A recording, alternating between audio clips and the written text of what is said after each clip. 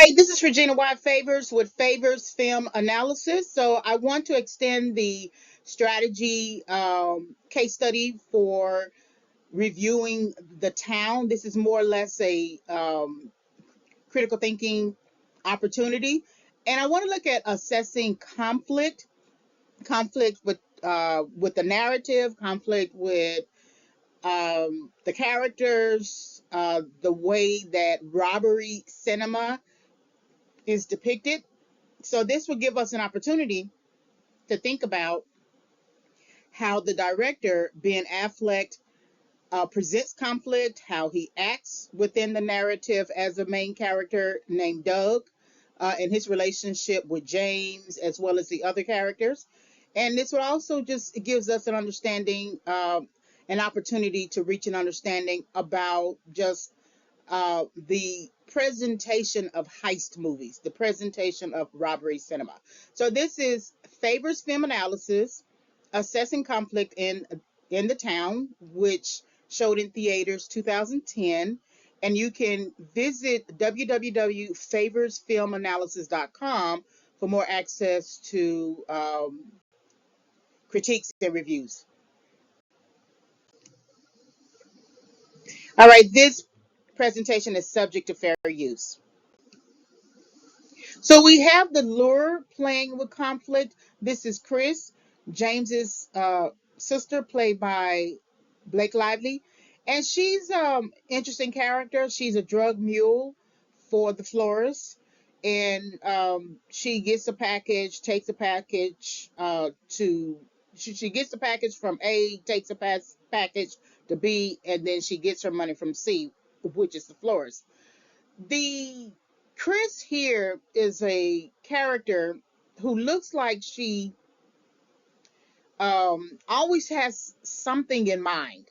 She looks like she always has some kind of scheme or plan or something that she's looking to have an opportunity with. When she finally walks over to sit near Doug at the bar, and they're all at the bar, she tries to put a little drugs in his drink.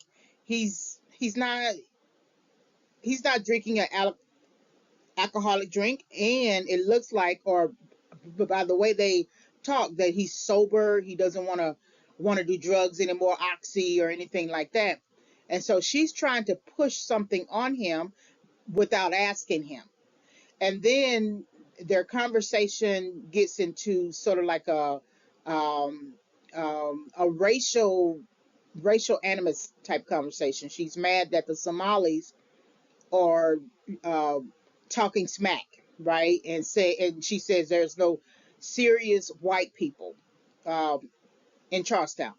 And so there's some kind of conversation, there's some sort of experience with Chris that we don't get a full fleshing out to see really what she thinks about the environment around her, what she thinks about being Irish, what she thinks about being a mother.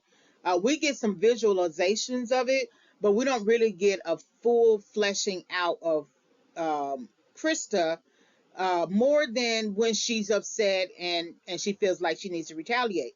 So with her, it's she's playing with conflict in the sense that she's playing with Doug, um, sort of stretching out their situation and not moving towards some kind of resolution. It isn't until she realizes that Doug is going to leave with Claire that she makes an appeal herself.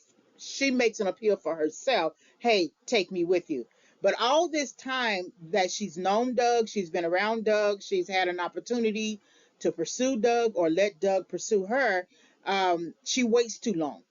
So her conflict is waiting too long, thinking Doug will always be an option.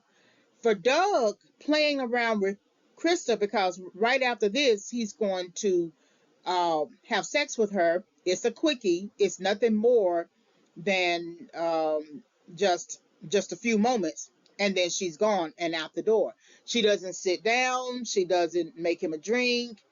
He doesn't offer her anything, um, food or anything like that. It's just with them, it's some sort of convenience. So he plays with conflict Because if you don't want the person, why keep playing around with the person?